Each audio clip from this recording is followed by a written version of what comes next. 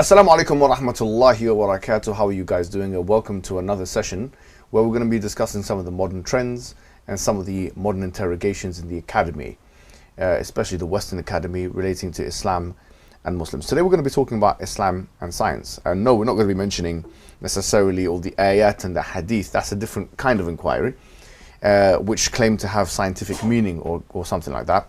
We've in fact done a series on this before. A 27-part series responding to some of the shubuhat surrounding that. In fact, today we're going to be talking about the history of Islamic science, some of the key things that we should know as a group, especially as it pertains to one particular interrogation, which is made and has been made by the new atheists, which is simple as this. New atheists claim that religion inhibits science. That is a claim. It's just really as simple as that. Religion inhibits science.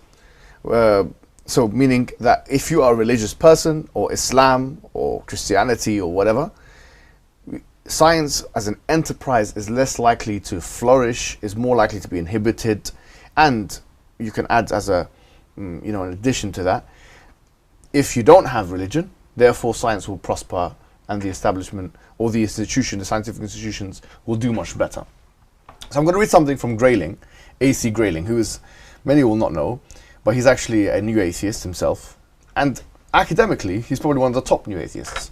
We all know about the four horsemen of new atheism. Who are who? Let's just get people involved. Who are the so-called four horsemen of new atheism? Sam Harris, yes. Stephen Hawking. Not Stephen Hawking, Richard no. Dawkins. Richard Dawkins, yeah. Christopher Hitchens, and who else? Daniel Dennett. So these are the four, right? And they added to it, funny enough. Richard Dawkins said, if we're going to add another person into it, it will be the fifth horse lady of new atheism. Who is it going to be?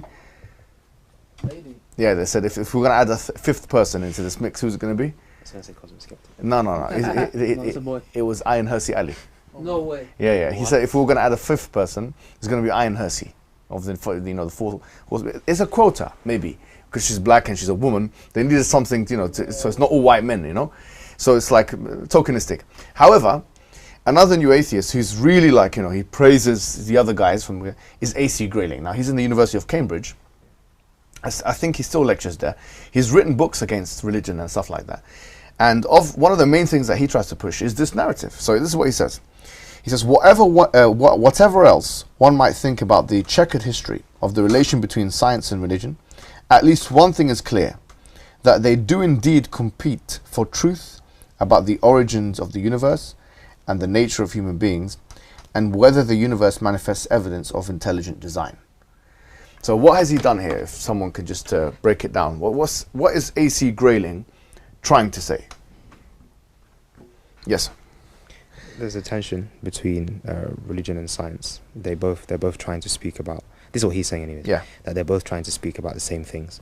And so when they end up with conflicting conclusions or answers to these questions about, the origin of the universe, for example, then there's a exactly. So the way he's positioning it, he's saying, look, you have two ways of explaining the origins of the universe. You have science on the one hand, and you have religion on the other. And these two things are not necessarily in harmony with each other. In fact, they're in opposition to each other. These are two separate ways. And to caricature this maybe a little bit, or to put this in simple terms, the way that they would put it is, say, for example, back in the days, they used to think that there was a god for rain and a god for lightning and whatever. Now we know that rain is done through evaporation, condensation, the water cycle or whatever. So now we have a better explanation to the superstitious and religious explanations that still persist in our world today.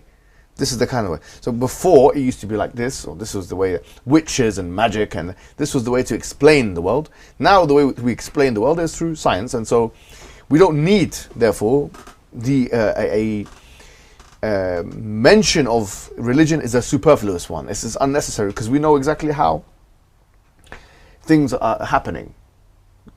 This is classic New Atheist argumentation.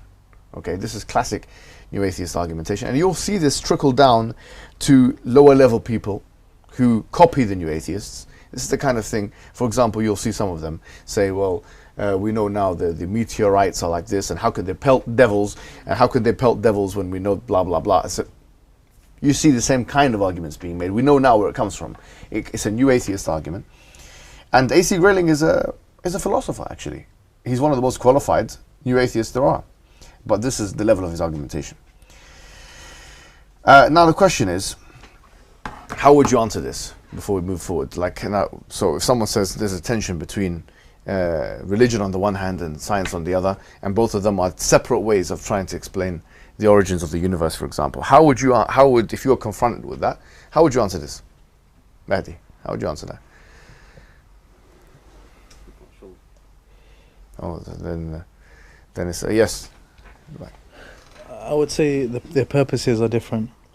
So the purpose of science is to uncover and understand the natural world, whereas the purpose of religion, for the most part, is more existential than that. It's looking at our purpose, looking at what we're here for, an afterlife, if, you know, the said religion believes in that. So I would say the purposes are different. Yeah, I think that's right. The way I would put it is that this is a category mistake fallacy, okay? It's a category mistake fallacy because, as you mentioned, this is correct. It's like, you know, when we're looking at science, we're looking at what? Or the world works. What is there, and how is it there? What is there and how is it there? But when we're looking at more religious notions, sometimes we're thinking about why. Why has God done this? You know what? That why is not something which the scientific method is actually capable of even investigating. The only way you can claim that there is a contradiction here is in situations where both religion and science are talking about what or how, that there is a clear difference. And here we have to start talking about the philosophy of science and say, okay, well, how sure are we of said theory? Like, are we talking about a physics theory? Are we talking about, like, things have what you call different epistemic weightings. Like, for example, things which are observable are different to the explanation of the observables. If I drop a vase, if I drop this phone, okay, on the floor, okay, we can all observe it falling onto the floor. But the way scientists will explain that is going to be different, has been different, actually. Now, the explanation of that is theoretical. And the observance, or me observing the falling phone, that's something which is not necessarily as theoretical at all, yani. So then you start thinking about, well, in philosophy of science, these notions which you should all be aware of very much, which is, for example, the problem of induction. Everyone should know the problem of induction. Something called theory-ladenness, which is the idea that you're bringing your own theory and pushing it onto the observable reality. So it's laden with your own theory. Something called underdetermination. So once again, this idea that you have not enough evidence, or you have a part of the puzzle and you're making a generalization of some sorts. These are all issues which philosophers of science have spoken about. Once we've established that the thing in question, the scientific whatever it is in question, is of a high epistemic value, we have to explain and justify why it's high, first of all. What level is it? And then we can discuss whether or not it's in contradiction with science. Let me give you maybe some live examples. In America, you have a group called the Young Age Creationists. Okay? Now, what do they believe? Does anyone know what they believe? That the world was created in 6 literal 24-hour periods. Yeah, and that how long is it? How old? 6,000 years. Okay, so they believe that the age of the universe is 6,000 years. Did they get that from the Bible?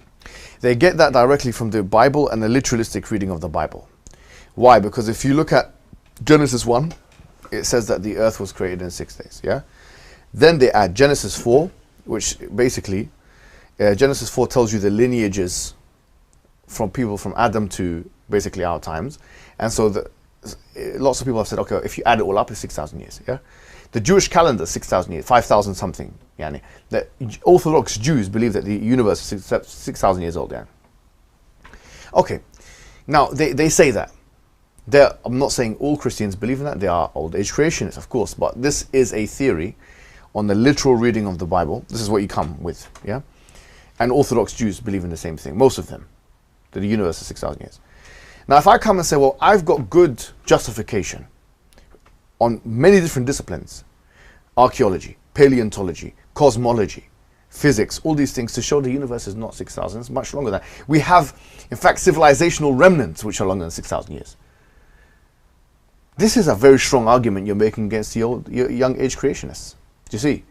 So now it becomes problematic, and there is a tension here. So if you believe in something which there's so much triangulated evidence against, because there's triangulated evidence, there's more than one field here, and now you have to justify that there is a tension here. But what if I don't believe the Earth is 6,000, universe is 6,000 years old? I don't have the same issues. So it depends on what we're talking about. If you want to talk about the expanding universe, once again, how much volatility is there in believing in the redshift and the expanding universe? There's so much volatility here. Like Penrose, I remember 10 years ago, 15 years ago, he was one of the biggest proponents. He's recently, Roger Penrose, made a study, a paper saying now he doesn't believe in that anymore. This is in his own lifetime. He's changed his mind on something so fundamental as the origins of the universe and the functionality of it. So I'm saying is that there are some things which change quite often and some things which don't. And so we have to first assess what we're talking about. So unless one is coming with, okay, we have to be talking about the same category. We're talking about how and what on this side and how and what on this side. Once we've assessed that this is the same category, then we see is there tension or no tension. But if we're saying God puts down rain so he can teach us a lesson, so that's explanation of why he sends down rain, or that he can give us, so that we can be grateful, for example. This is more, as you mentioned, it's more of a purpose, it's more teleological. So if you try and juxtapose a teleology, which is a why, with a what, there's no contradiction because it's a different category. So you have to be very careful as to exactly what they're saying. If they're saying there's something in your Quran or in the Sunnah or in the Bible, whatever it may be, that contradicts with modern science, we have to assess how strong the thing is in modern science that you're talking about, how epistemically justifiable it is, and then talk about, well, there is a tension, there's not a tension. That's where the discussion is. If it's not the case, there's a category mistake fallacy here. So these new atheists haven't really laid out the situation like that. They've simplified it and hyper caricatured it by saying, look, there's an issue here, there's an issue here. Both of them are separate explanations. Does this make sense so far? Yes.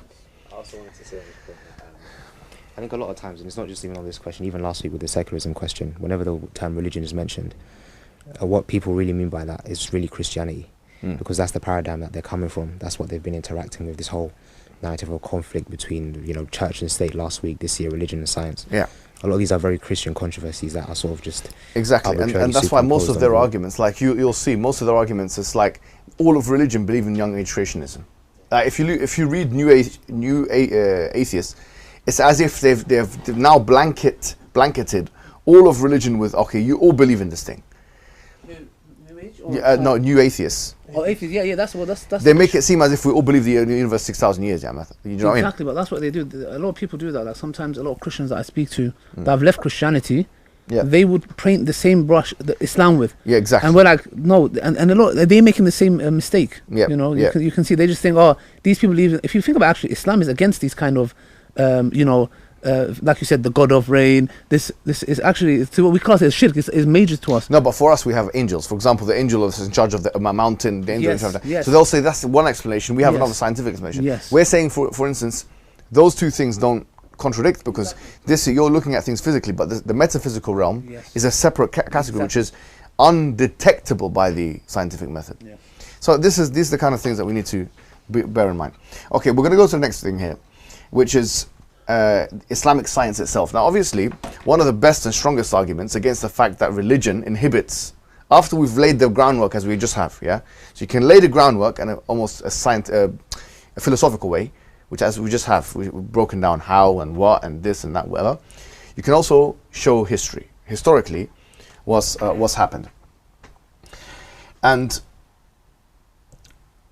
Ahmad Dalal, he answers the question, what caused the decline of Islamic science? He's one of the historians of science. Now, in history, you have obviously categories. One of them is called history of science. Yeah, so these historians, they just focus on how science has changed. Yeah, Ahmad Dalal is one of the top guys in especially Islamic science. Another guy which we're going to cover is a guy called George Saliba. You should know this guy's name. He's actually not a Muslim. Salib is crucifixion. يعني صليب. وما صلبوه يعني وما قتلوه ما صلبوه ولكن شبه لهم. You know, صلبوه صليب. So he's a Christian. But despite him being a Christian, he's very fair-minded when it comes to approaching Islamic history and stuff like that. And his stuff is actually very, very, very good. Like in terms of the English, I think this is the best one. Like in terms of the English-speaking historians of science, he's probably the best, because he will scour in English and Arabic and all these other languages. I think he's got access to at least 2 or 3 other languages. All of the manuscripts. And so reading him will save you a lot of heartache if you're, and it's better than reading a primary source material on a specific issue. So let's see what Ahmad Dalal says first on what caused decline in the Islamic in science. He says that there is no single reason dictates scientific decline in the Muslim world. Rather, it is attributed to a variety of civilizational factors, including military confrontations with Europe at a time of rapid colonial expansion. If you think about, let me preamble this by saying there is a controversy within historians of science as to when did the decline begin. When was the golden age of Islamic science? And when did the decline actually begin? Like we all know the Abbasid period. Okay, fine, there was a golden age here. You know, there was a golden age that lasted 12, 13 until the 13th century. But a lot of, like for example, I read the guy who wrote the history of Western civilization. Scientific, I think the book is here somewhere. I think it might have been Ross Numbers. Yeah, he argues, Ross Numbers. He argues that it happened. This is a misconception. He says that actually it's not the 12th century; it's 15th century, and it continued up into the Ottoman times. That scientific enterprise and stuff continued up until the 15th, 16th century. Then you had the decline, which is why Dalal here is saying confrontations with Europe, because confrontations with Europe was more so with the Ottoman Empire than was with the Abbasids, for example. Or Abbasids didn't really have these kinds of confrontations. The Ottomans really engaged with Europe, you know. So if you consider, you know, 1453, the great conquest of Constantinople, yeah, and then after that there were scientific operations in the Ottoman Empire. After there was a decline in the 16th, 17th century of the Ottoman Empire, more so the 17th, 18th century, like they called the Ottoman Empire the sick man of Europe. That is because the Ottomans couldn't keep up with the Europeans for a variety of reasons which we've discussed before. Do you remember some of those reasons? What did the Europeans do now, if you're considering the colonization and stuff like that? Discovered America. They discovered America, I mean, to put it lightly, you know. The English found coal. The English found coal, and what did that lead to? Industrial Revolution. Okay. What else happened?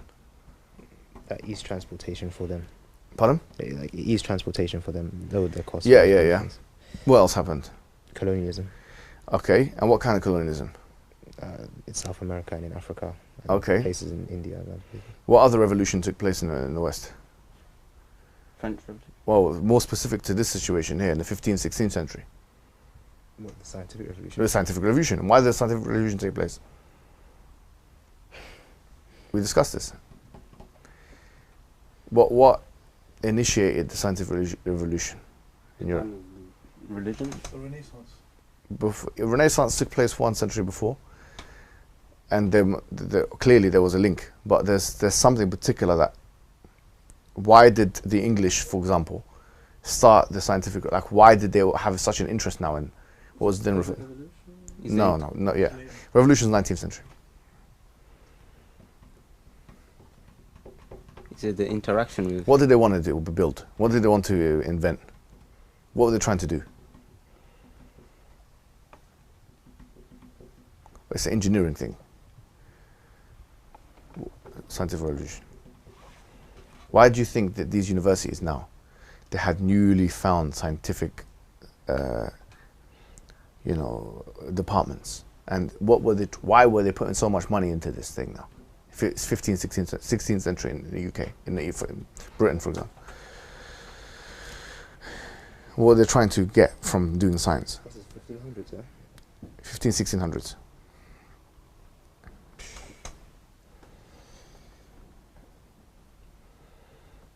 idea. Okay, so it was to do with ballistic. Yeah, it's like weaponry. Okay. So to guns. So obviously, we said before that natural philosophy was all one subject. There's a book there called, we showed it to you, Adnan's book. It's called Natural Philosophy, yeah? They used to put everything inside. Imagine like you have optics and you have everything in one book. And then they started breaking it down and super specializing afterwards. One of the main reasons is because they realized that they need to know how to use guns, and they wanted to like engineer guns and stuff like that. So it made sense from a governmental perspective for them to put money into this thing. So you've mentioned some really key points here, which I think is worth summarizing. In the 14th century, you had the Renaissance, very important movement. Although it wasn't specifically scientific, it still had scientific traits, some critical traits. 15th, 16th century had the scientific revolution. 18th, 19th century had the industrial revolution, which because they found coal and so on. And then afterwards you had, world wars and colonialism was expanded and all these kinds of things, as you know. All of that put the West in a privileged position now when it comes to science. And they started to overtake the Muslim world, specifically the Ottomans. Obviously the Ottomans at that time were the most notable Islamic governance at that time. And they started losing wars. Now, the Ottomans started losing wars against the Westerners, the Russians and so on, who are not specifically Westerners, when they couldn't keep up with them technologically. Weaponry and stuff like that. So weapons it changed the game, really. Scientific revolution changed the game. The new world that they found, imagine they found a new world now. They've occupied an entire hemisphere. That changed the game. The world was never the same again after that. So this was centuries and centuries. So what Ahmad Dalal is saying is that on the one hand, these guys are discovering new places and colonizing the world and doing revolutions, and the Muslims they're not keeping up with them. So that's why this shift took place, where you have now the Westerners going this direction and the Muslims not keeping up with them. So it's not because Islam inhibited them, or it's not because of any of that. It's just the circumstantial factors that were at play. A lot of them was like, okay, you've discovered oil, you've discovered coals, you've discovered this, you've discovered new continents. It wasn't afforded to the Muslims at that particular time. But what about when they conquered Istanbul, Sultan Mehmed? Yeah. When he made that cannon. Yeah. Like, can we not say there was there was technology? So there was. Why didn't they not advance it from there? Because was this before? Which century? 1453. So it's 15th century. So this is way before they even discovered it. So what happened that they could come to that levels where he made the biggest cannon or something? Yeah, they had cannons and stuff. And they were doing some mad stuff, bro, like taking ships on sea, on land, literally. So the thing is, why did they not pursue it? It's not necessarily that they didn't pursue it. There's a theory to be made that, okay, like with certain things like the printing press and stuff like that, they had a more cautious and conservative attitude. They were afraid of it. There's an argument to be made of that. But the stronger argument is not to do with how badly the Muslims were operating. It's to do with how well the West was operating. It's to do with what they found. Do you know what I'm trying to say? It's like if two people are having a fight and one of them does really well in round 6, it's not because this guy's he's just done really well. These people have just found stuff. They're colonizing, they're doing these things. So economically, they're going to do better, And the Renaissance was actually, if you look at Thomas Arnold Walker, who wrote The Preaching of Islam, he actually says the Renaissance was as a result of the West finding information from the Islamic world. They took all the information from the Islamic world, and then they translated. There was a major translation movement. That's why you'll find in the Renaissance thinkers, they have a lot of commonalities with the Golden Age Islamic thinkers. They clearly read their works. Like Ibn Rushd, for example, they used this guy. Because he was seen as the commentator of Aristotle and so on. So they used Ibn Rushd. They used Ibn Sina. They used Al-Ghazali. That's why you'll find like René Descartes. His meditations is very similar to Ghazali's books. So there was a clear Islamic influence. But they took, just like the Muslims took the Greek stuff and translated it in the 3rd century, which is called the Greek translation movement, the Westerners took the Islamic stuff and translated it in the 14th century, and they used it. So it's always cultural borrowing. And there is something to be said about the fact where everything is geographically placed. The countries which done the best are those which had the most interaction with other civilizations. And that's just strategic placement. A lot of it is just to do with where they are geographically. What access do they have? Do you see what I'm trying to say? So there is something to be said about that as well. Any questions? Are you saying that the reason the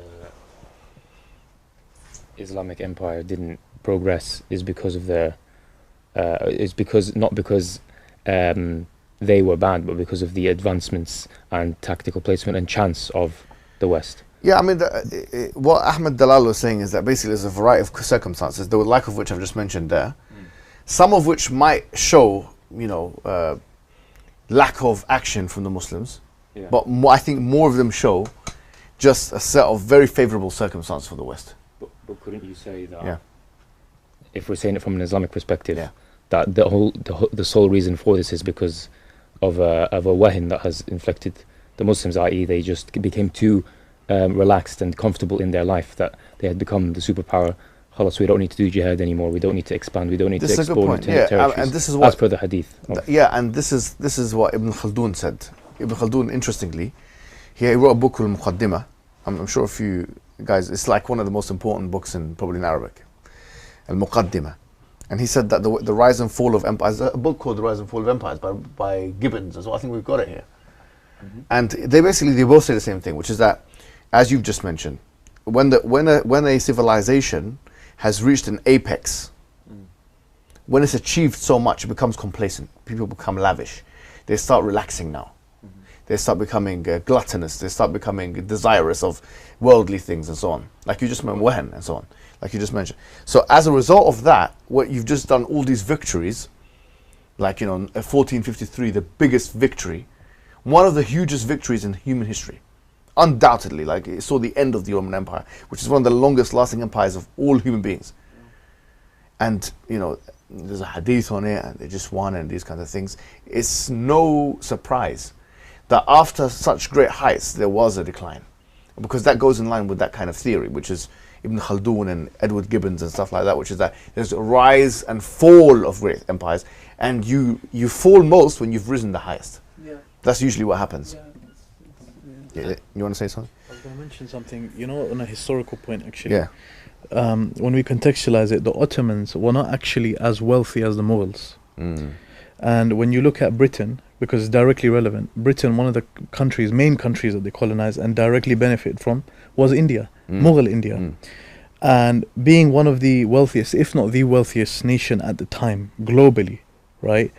Like in terms of economy, India, I think, to the global economy contribute 25%. Wow. Right? So a very large percentage. So now imagine one small country like Great Britain, one small, piece of land, colonizes that over the space of over a few hundred years. It's going to give them immense power, immense wealth. And that's just one example. The slave trade comes in, the whole triangular route, etc. All of this stuff comes in, and then that argument is given a lot of strength. Because Britain then became a very, very significant power, even compared to the other European countries that are around. Yes, I think that's a brilliant point, and I think that's exactly right. And when you consider, we mentioned this point before, but I'll mention it again because sometimes it's important to mention these things. When Islam expands, or when it has expanded, and this is just give him his credit. Shabir Akhtar, one of the guys who's actually helped us here, professor at the University of Oxford, or lecturer there, he made this point, and it stuck with me. It's a very powerful point. He said, when Islam expanded, it's not like the resources moved from everywhere else and went to Mecca. But when the West expanded, it was the case that the resources moved from everywhere else and came back to London, for example. And so now I find it one of the most pathetic of ironies. Like let me give you an example. When I speak to Jordan Peterson for the first time, and he's mentioning, so what kind of countries are in the top 10 of GDP per capita, or whatever it may be, from the Muslim countries, and I mentioned 4 countries, which is good enough, right? It should be, considering that Muslims are less than one third of the world's population. And he said, I mentioned 3 oil-rich countries, the UAE, Saudi Arabia, and Qatar. And he said, no, I don't know why you're mentioning those. I wouldn't include them. But my question, maybe I didn't get the opportunity to say this, but I'll say it now, is why do we have a problem with mentioning countries which are Muslim countries, being oil-rich countries, when they've extracted their own resources, and we have no problem with the West extracting other people's resources and taking it to them.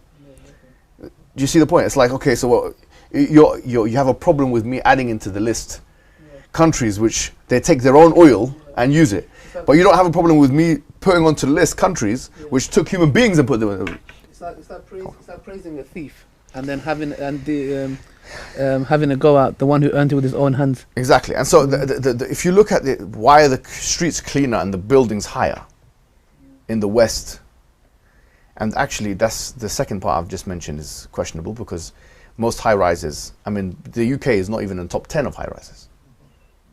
I mean, just to let you know, they don't have high rises. The most countries that high rises, actually Dubai is in the number 4. The UAE is number 4. What do you call it? Another place in the top 10 is Singapore or something. No, but they've got a lot of, like, China's got high rises. Japan have got a lot of high rises. But the point is the streets are cleaner and there's more facilities in Western Europe than many parts of the Muslim world. Why? Well, it's because of this legacy here.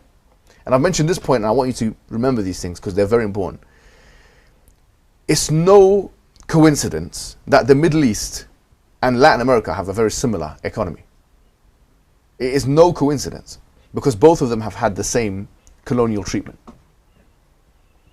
So once again, it's just, this narrative can easily be dismissed. Anyways, going back to the point, when you understand the history behind it, we can easily answer these questions. And Allah mentioned in the Quran, you know, وَتِلْكَ الْأَيَّامِ نُدَاوِلُهَا بَيْنَ النَّاسِ. These are the days which we alternate between the people. It's like, it's not as if Islam is saying that you're always going to be rich, or you're always going to be powerful. No, there's going to be days when these ones are going to be more powerful than these, to test you, to see who's, you know. So but it's very interesting, because wallahi, you'll be surprised. This is one of the biggest obstacles for some people accepting Islam, especially people at the middle class, high echelons of the socio-economic standing, because they feel like, why should I, and this is mentioned in the Quran actually, I cannot forget Bani Israel. Yeah, that one for Fir'aun. Yeah, but I was thinking about the one where Allah subhanahu wa ta'ala mentions about if Bani Israel mentioning, say that if it was any good in it, we would have done it first in Surah Al-Ahqaf. ما سبقونا إليها. Yeah. وقال الذين كفروا للذين آمنوا لو كان خيرا ما سبقونا إليه. Yeah. Would you call it? وقال الذين كفروا للذين آمنوا لو كان خيرا ما سبقونا إليه. The disbelievers said to the believers, if there's any good in this thing, these guys would not have come to it first. Yeah. Right. Yeah. But no, the first part is a shahid here. The part, these guys, what do you mean these guys? Yeah. These guys who are lower than us. Do you get it? And this is why there's a verse in the Quran as well, which is in Surah Mumtahana. رَبَّنَا لَا تَجْعَلْنَا فِتْنَةً لِلَّذِينَ كَفَرُوا. Very interesting, because when I start looking at tafsir in this, do not make us a trial and tribulation for the disbelievers. I think At-Tabari mentions that one of the ways you can become a trial for disbelievers is by losing and water them, because they will think to themselves, how can we adopt the religion of the losers? So this idea of being winning and losing, akhi, is a big thing. It's difficult for individuals who think they're better than you to accept your way of life. It's really as simple as that. I got more money than him, why should I follow him? We're living in a cleaner environment, why should I follow? Look at you go to their countries, go to why should I follow these guys? So I saw in the Quran that the mushriks used to say, like, it should have come to us. If anyone, why has it come to? Because they have this superiority complex. Like, it's like it should have come to us. Why is it coming to someone like him? And that's why the Prophet ﷺ said in the very famous hadith in the Kitab al-Wahy in Bukhari, the majority of people that will come to Islam are the working class, because they don't have that superiority complex. So the majority of people are the working class. And Heraclius asked, what is the Prophet ﷺ's following? Is it higher class people, or is it upper class, or is it the working class? And Abu Sufyan said it was the working class. And he recognized through that he was a true prophet, because he realizes that this is the kind of movement where the majority of people are going to, like the working class people accept it. But the top 5%, if you like, the high value so-called, whatever, they feel like they don't need it. on a practical level, and I'm going on a bit with this, but if we do da'wah on the streets and we take a thing and start speaking to the people, the areas which we do the best in are the working class areas. Kilburn, this place, that place. If we go to Knightsbridge, you start doing da'wah there, or in a place which is Chelsea, wallahi, you'll get the worst results. You will get the worst results. It's very difficult. They feel like they're better than you. And it is a thing which is part of the human experience. That's why there's police brutality, because police people they believe that they're above the law. They think that they've got extra power. And it's a fitna in itself, but that's why we make takhfif on them. We ask Allah to make their fitna go less. That's why in debates and discussions and Habib versus Conan, these kinds of things, it's important that we win. I'll be honest, because it's a fitna for those guys to see if they're on the truth, why are they winning? Why are we winning? It is a fitna. It's actually a fitna. So, and look, the new atheists have made a whole argument about it. So look, these guys, the science is not as good as our science. So why should we follow them? Now, George Salaba says something on the classical narrative, and the classical narrative is there was a decline in the 10th to 12th century of Islamic sciences. And he's saying, no, it's not like that. So he says the following. He says, does anyone want to read this? Because I feel like I'm reading too much. You read it? Yeah. Can you... Have you got his thing? Give it to him. Just read it. George Salaba on the classical narrative. There it is. Just tell me when to stop. Yeah, now let's read the whole thing. So the classical narrative goes on to postulate that from then on, Europe had no need for Arabic scientific material, and that the Islamic scientific tradition was beginning to decline under the onslaught of the works of Ghazal, and thus was no longer deemed important by other cultures. In the grand scheme of things, the European Renaissance was then characterized as a deliberate attempt to bypass the Islamic scientific material in another act of appropriation, so to speak, and to reconnect directly with the Greco-Roman legacy, where almost all science and philosophy began, and where the European Renaissance could find its wellsprings. Okay, brilliant. So this is the classical narrative.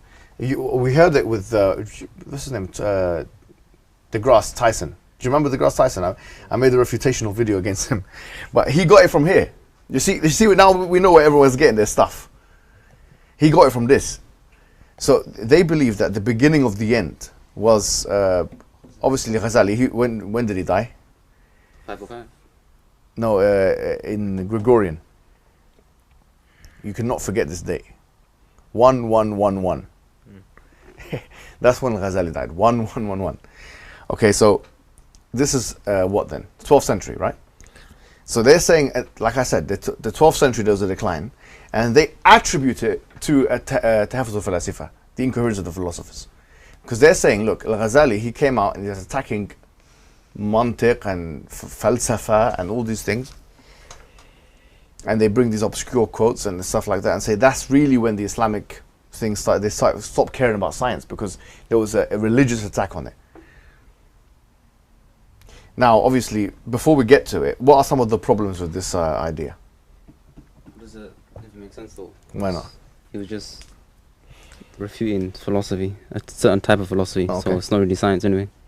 Okay, so what's the issue? give me more. Give me more. He was probably you could argue that he was even an advocate of science, I guess. How? Because he postulated that people should advocated reason and thinking and stuff like that, and I don't know. So I don't really see how it correlates to a decline, him being the decline in science. I don't really see the correlation. Yeah, I mean, first of all, it's his material itself. Yeah, you'll find these obscure quotes of him saying that you shouldn't study mathematics or stuff like that. Yeah, but that is all contextual. He's saying you shouldn't study mathematics in the context of from these guys who are going to try and bring you to atheism. But clearly, Al-Ghazali was engaging in philosophy himself. Clearly, Al-Ghazali believed in. I mean, he's from the Ash'ari school. He believed in engaging in critical things. I mean, the Ash'ari school believed in awul nadar, awul wajib al-mukallaf is a nadar. I mean, so it's kind of ridiculous to cite him as the example. Which is that they believe that the critical inquiry is the first thing you have to do as a wajib. You have to see all the other worldviews and see which one's true and which one's false. So this idea that Al-Ghazali, that's the first issue. That's not there in his writings. The second thing is that, and this is what Ronald Numbers mentions, and remember, this is called The History of Western Civilization. That's the book, and I've just remembered it. It's a red book. It's an important one. It's called The History of Western Civilization, or the History of Western Science. Yeah, and there's a whole section that he mentions, like Islamic sciences and stuff like that. And he says the misconception is that, and I think he'll mention it, George Saliba, because he mentioned the same thing, that Islamic science, it ended in the 12th century.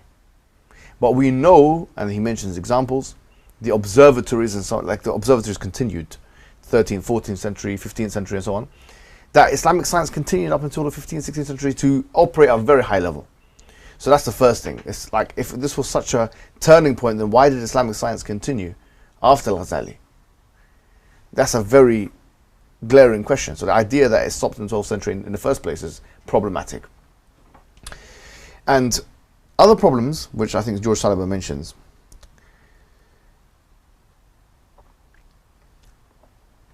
he mentions, in the case of the beginnings, the classical narrative creates the impression that the birth of Islamic science took place the early period of the Abbasid times, mainly during the latter period of the 8th century and the early period of the 9th, and as a result, one of the more following processes of transformation. He continues, so when we examine that translation movement, so basically, the question is, there was a translation movement that took place in the 8th century, 200-300 years after the Prophet Muhammad sallallahu alaihi wasallam. Which basically, this translation, who knows about translation movement? What is this translation movement? It's the Greek translation movement. Yeah, what happened there? Was it the library that, I think at the time of the Khalifa Khalid, I forgot the Khalifa, but there was basically a big translation movement from Greek works to Arabic. Okay. So a lot of Aristotle's work and Plato's work all translated into Arabic. Yeah. And then that led to the Muslims reading them, and obviously being avid readers, a lot of them read them and adopted loads of their views. So theologically, who really was influenced by them? The Mu'tazila, right? Yeah. So the Mu'tazila were very much influenced. To be quite honest, the Ash'ari to a lesser extent as well. And later on, Ibn Rushd, very much like, you know, advocate of that. Yeah. In fact, he was staunch against those who attacked the Aristotelian method. Ibn Rushd, there's a very close connection between Ibn Rushd and Ibn Taymiyyah, by the way. John Hoover writes a paper on it. I'm not sure if you know this, but if you look at some of the ideas of Ibn Rushd, some of the things he believes in, like Ibn Taymiyyah clear, and he praises him very highly. Ibn Taymiyyah says he's the afdal falasifa, he's the best one. Why? Because he attacks, obviously, as you know. Who does he attack? Who does Ibn Rushd attack? Ghazali. Tahafut. You had Tahafut al-Falasifa, the incoherence of the philosophers, and Ibn Rushd wrote Tahafut, which is the incoherence of the incoherence. So obviously they found common ground there, but there's more. There's like a lot of the arguments. For example, the issue of كان الله ولم يكن شيء معه وكان عرشه على الماء, and all these things. They had a very similar opinion on that. Anyway, point is, Saliba says, the question first of all is, why did the Romans and Persians not do with the translated text what the Islamic civilization did? Because what they're saying is this. They're saying you got this Greek translation movement. Greece is part of the West.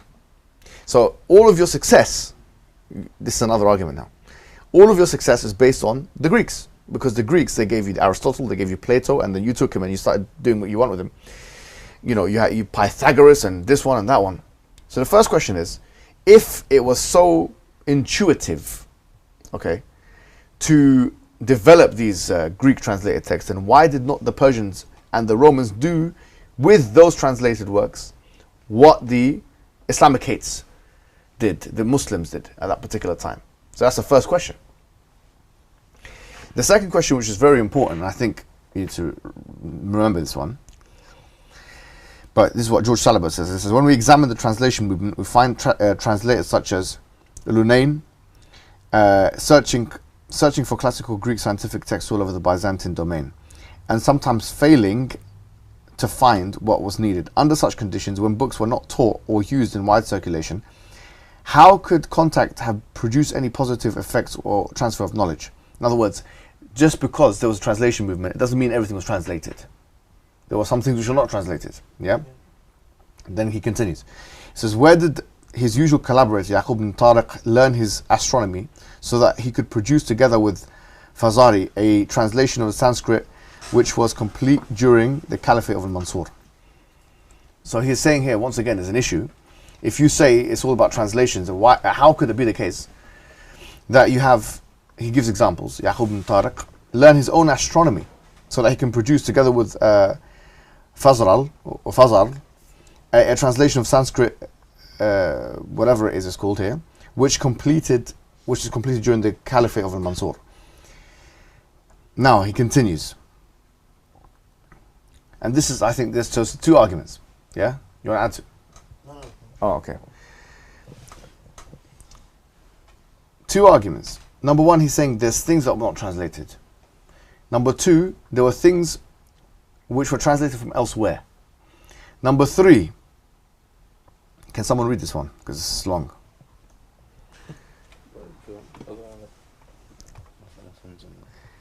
Okay, actually don't read it, it's too long. It's too long. I think it will be too long. Just read where it says Al-Khwarizmi, because this one's a very good one. Where it says Al-Khwarizmi. During the same early period, that is during the reign of Al-Ma'mun, we also witnessed the creation of the new discipline of algebra by Muhammad Musa al-Khwarizmi. Already in a mature format treating, for example, the field of second-degree equations in its most general form. This happened before the translation of the work of Diphonitus and other Greek sources. So this is very important. Okay, Al-Khwarizmi, there's clear evidence that Muhammad ibn Musa al-Khwarizmi, that he was engaged in independent knowledge production, because the translation of the works of the Greeks in the same field were not there. And moreover, you could even argue that he didn't take, even with those translations, what Al-Khwarizmi brought forward in terms of algebra was completely different anyway. It was new. So Muhammad ibn Musa al-Khwarizmi, who was so instrumental, because from him you have algorithms, you have algebra, you have all these things. Like this camera now is being used, and this phone, all of it is based on Khwarizmi's works, basically. He simplified, he's one of the greatest minds when it comes to mathematics. But he had nothing to do. You couldn't say it was taken from the Greeks because it was independent knowledge production. And moreover, the Greeks' works hadn't even been translated yet. This is a very powerful argument. Because what we're responding to here, we're responding to the fact that they're saying, well, actually, the only way you can do good is if you take from our guys. We're saying, well, actually, no, that's not the case, because Muhammad ibn Musa al-Khwarizmi is one of the best examples of someone who's done well, and he didn't take anything from your guys. You could also just say that your guys can only do well by taking what our guys do. Yeah, and that's the mature approach. The mature approach is that we admit there's been cultural borrowing. We admit this, but you have to admit it as well. You admit this is just as you guys did it in the Renaissance, we did it in the 2nd, 3rd century AH or 8th, 9th century Gregorian calendar. It happened. But there's two things. To say that there's no independent knowledge production, that all we need is your religion and your culture and your civilization, this is where we can now fight back with these examples of independent knowledge production. And that's where George Sana'a was fighting back with it. You know? So Robert Merton, he says, in this direct fashion, religion sanctions science, raising... So this is another... Merton, very famous sociologist, and this is now coming into the modern age.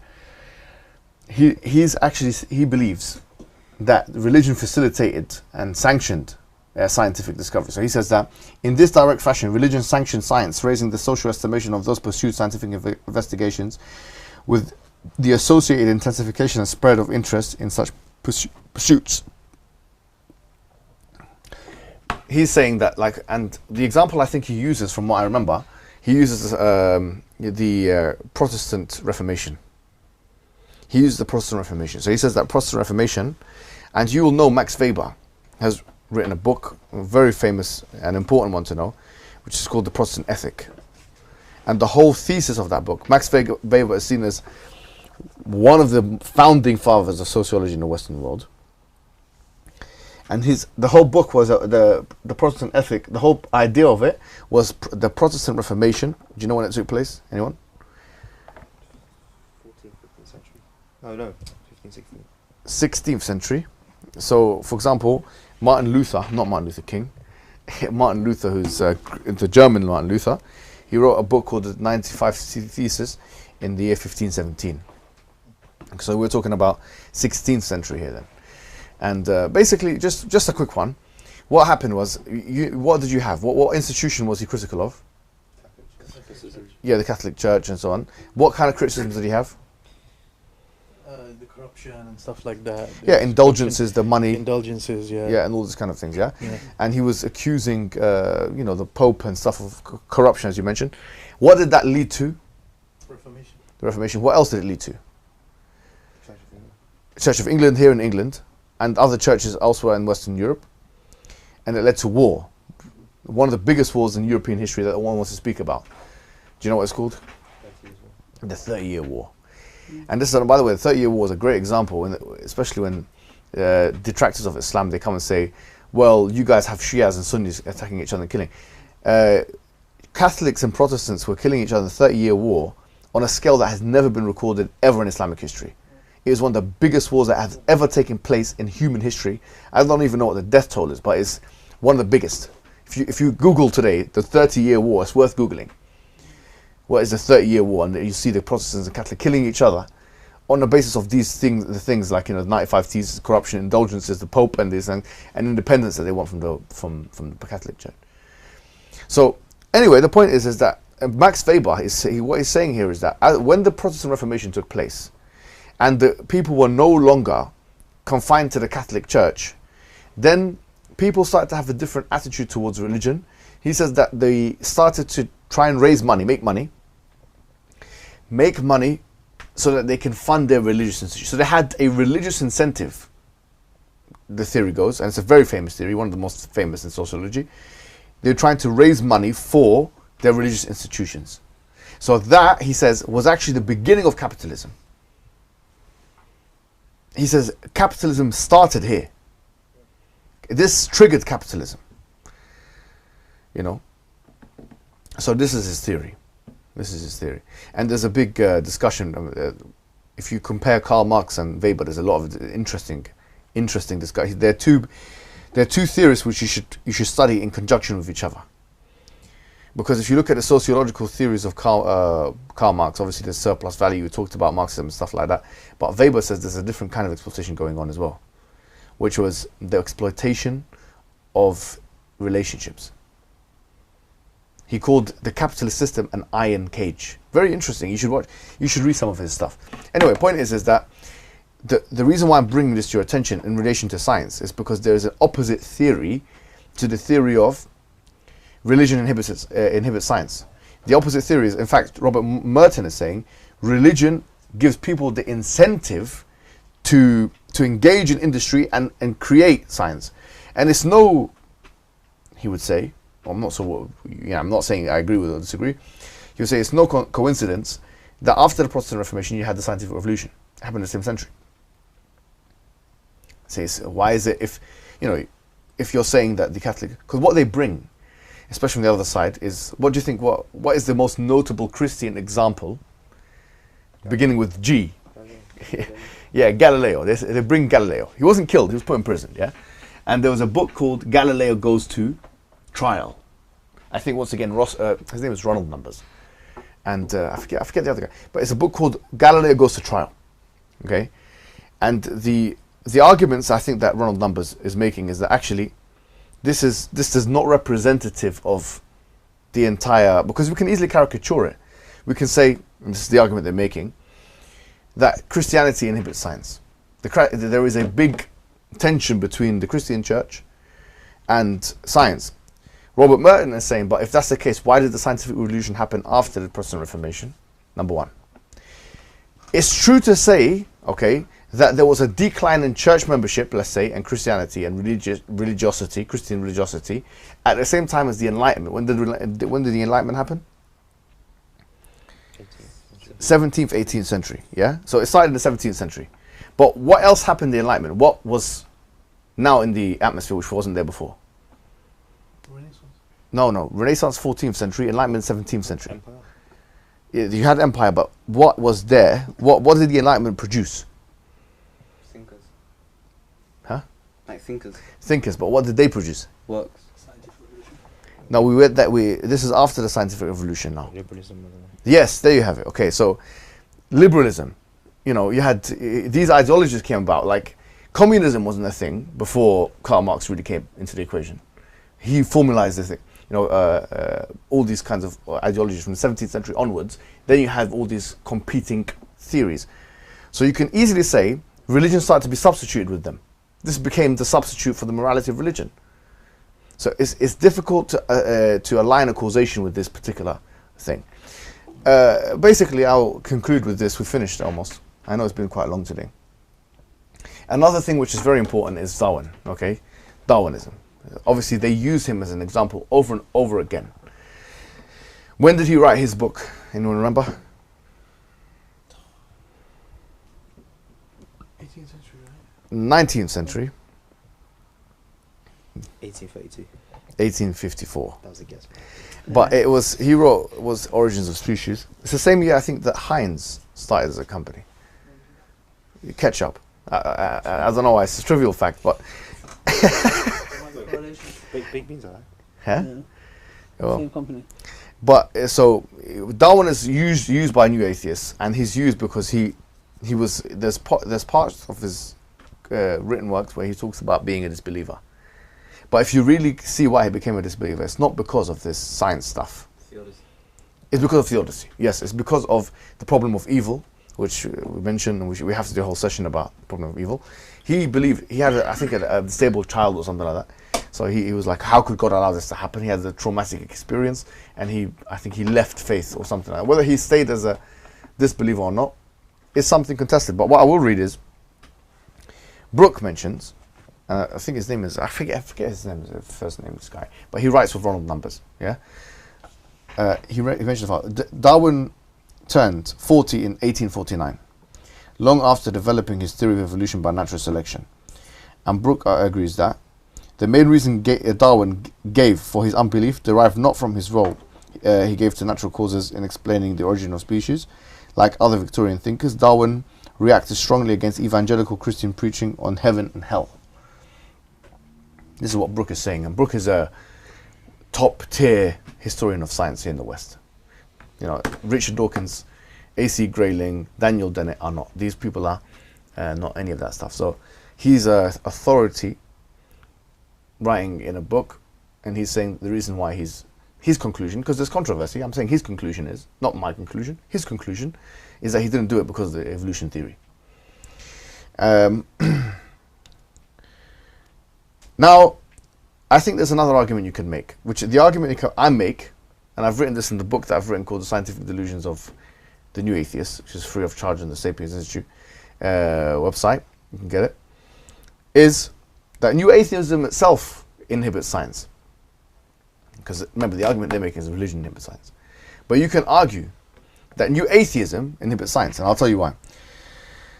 It's clear.